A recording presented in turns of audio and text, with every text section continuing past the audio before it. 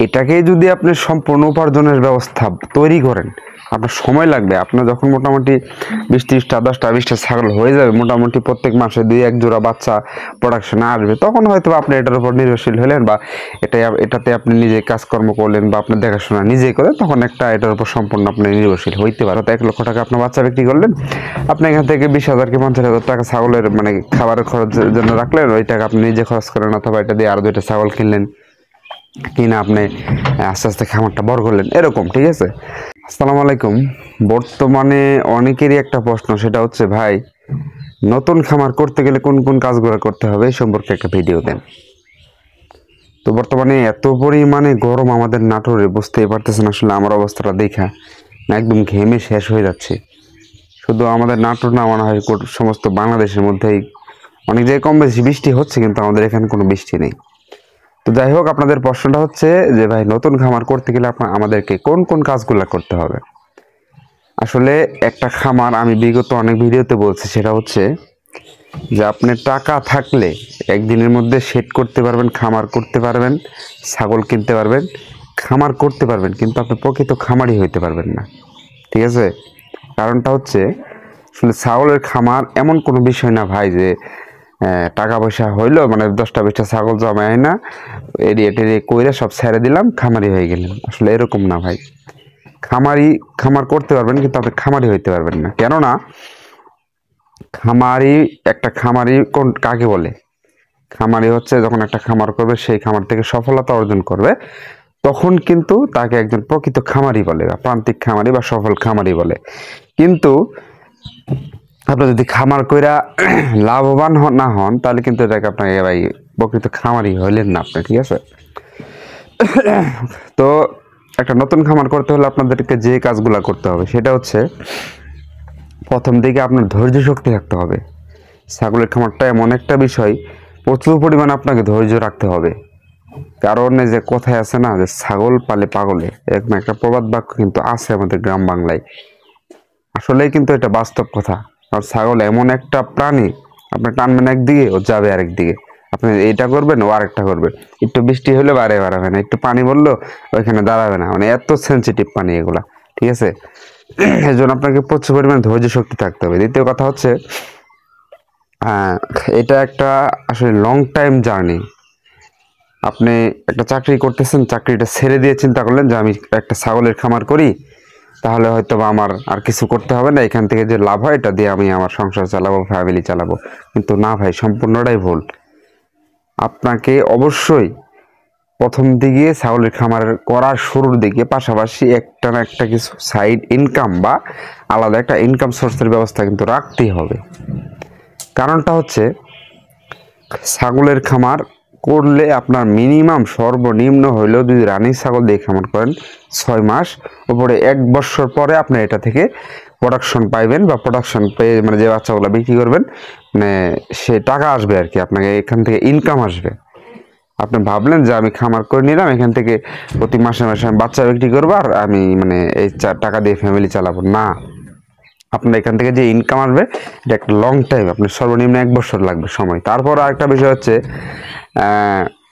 আসলে সচরাচর কি ছাগলের খামারটা, আমার মতে আর কি, এটা একটা সাইড ইনকাম হিসাবে, এটাকে যদি আপনি সম্পূর্ণ উপার্জনের ব্যবস্থা তৈরি করেন, আপনার সময় লাগবে। আপনার যখন মোটামুটি 20-30টা 10টা 20টা ছাগল হয়ে যাবে, মোটামুটি প্রত্যেক মাসে 2-1 জোড়া বাচ্চা প্রোডাকশনে আসবে, তখন হয়তো আপনি এটার উপর নির্ভরশীল হলেন, বা এটাতে আপনি নিজে কাজকর্ম করলেন বা আপনার দেখাশোনা নিজেই করেন, তখন একটা এটার উপর সম্পূর্ণ আপনি নির্ভরশীল হইতে পারবেন।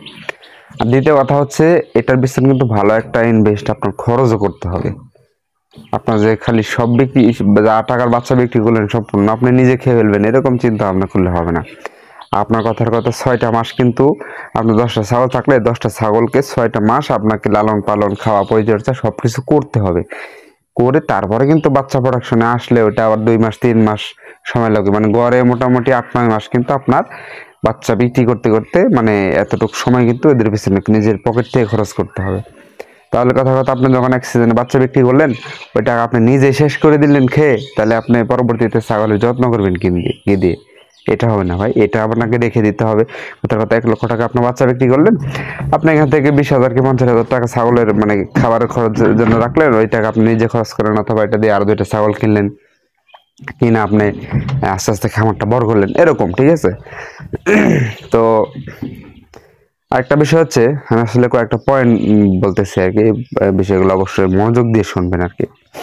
সেটা হচ্ছে অবশ্যই আপনাকে কিছু প্রাথমিক ধারণা মানে প্রাথমিক চিকিৎসা ধারণা রাখতে হবে আপনাকে।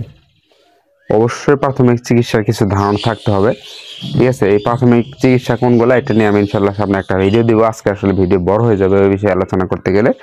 সামথিং যে চিকিৎসাগুলো, এটা আপনাকে অবশ্যই কিছু জানতে হবে। সব বিষয়ে আসলে ডাক্তার ডেকে বা ডাক্তার দিয়ে হবে না, ঠিক আছে।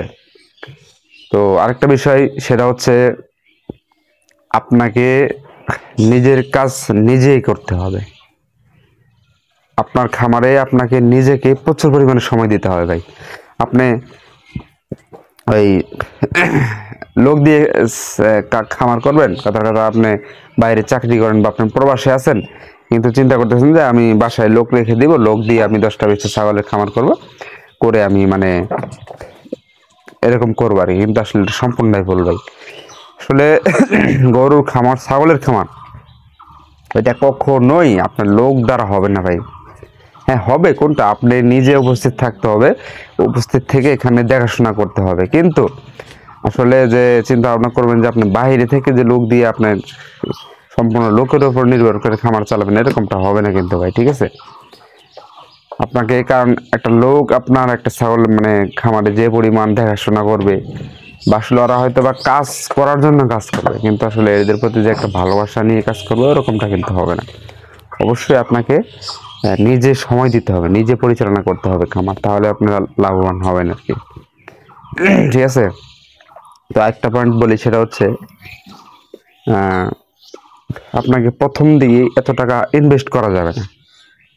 এত টাকা প্রথম দিকে আপনাকে ইনভেস্ট করা যাবে না, কারণ হচ্ছে আপনি যখন কথার কথা খামার শুরু করবেন, কথার কথা প্রথম দিকে যদি আপনি 50টা ছাগল তোলেন, মানে মোটামুটি 4-5 লাখ টাকা এখানে একটা ইনভেস্ট করে ফেললেন, তখন এখানে একটা বিষয় আছে, আপনার ছাগলের খামার আসলে কি করতে পারবেন কিনা, এটা কিন্তু আসলে একদিনে বোঝা যায় না। কারণ ছাগল আসলে সবার দ্বারা হয় না ভাই, সবাই ছাগলের খামার করতে পারে না। খামার কিন্তু বাংলাদেশে অনেক হয়েছে, কিন্তু দেখেন বর্তমানে কয়টা খামার টিকে আছে, নাই কিন্তু। কারণ এটা ভাই অনেক ধৈর্যের একটা ব্যাপার স্যাপার আছে ছাগলের খামারটা, ঠিক আছে। তো এই জন্য আমার মতে উচিত সামথিং কিছু দিয়ে, 2টা 4টা দিয়ে আপনি শুরু করেন। এটা আপনার দ্বারা হবে কিনা, এটা আস্তে আস্তে আস্তে আস্তে আপনি নিজেই বুঝে যাবেন তখন, ঠিক আছে। এটা আস্তে আস্তে যখন আপনি এটা থেকে প্রোডাকশন পাবেন, যে বুঝতে পারবেন যে না, এখানে আমার মোটামুটি এটা থেকে আমার ভালো একটা আর্নিং হচ্ছে, এটা একটা সম্ভাবনাময় আছে, আমার জন্য হবে লাভের। তো তখন আপনি আস্তে আস্তে এটা বড় করতে পারবেন। প্রথম দিকে আপনি এত টাকা ক্যাশ দয়া করে ইনভেস্ট করবেন না, ঠিক আছে। আরেকটা বিষয়, সেটা হচ্ছে আপনাকে অবশ্যই সঠিক জাত নির্বাচন করতে হবে, ঠিক আছে। আপনাকে সঠিক জাত অবশ্যই নির্বাচন করতে হবে। কেননা আপনি কোন জিনিসটা নিয়ে কাজ করবেন, অনেকে আছে মানে খাসি মোটা তাজাকরণ আর কি করে, বা অনেকে আছে প্রোডাকশন খামার করে, অনেকে আছে মানে আবার ব্ল্যাক বেঙ্গল নিয়ে কাজ করতেছে বর্তমানে, অনেকে আবার উন্নত জাত নিয়ে কাজ করতেছে, তোতাপুরি, হরিয়ানা থেকে আবার আসলে উন্নত জাত নিয়ে কাজ করেন। তো যাই হোক, যে সেক্টরটা নিয়ে কাজ করবেন, আপনাকে সেই সেক্টরটা আগে ঠিক করতে হবে যে আমি কোন জাতটা নিয়ে শুরু করব। আপনি সেই জাতের উপরে আপনি ভালো করে জেনে শুনে রিসার্চ করে শুরু করেন।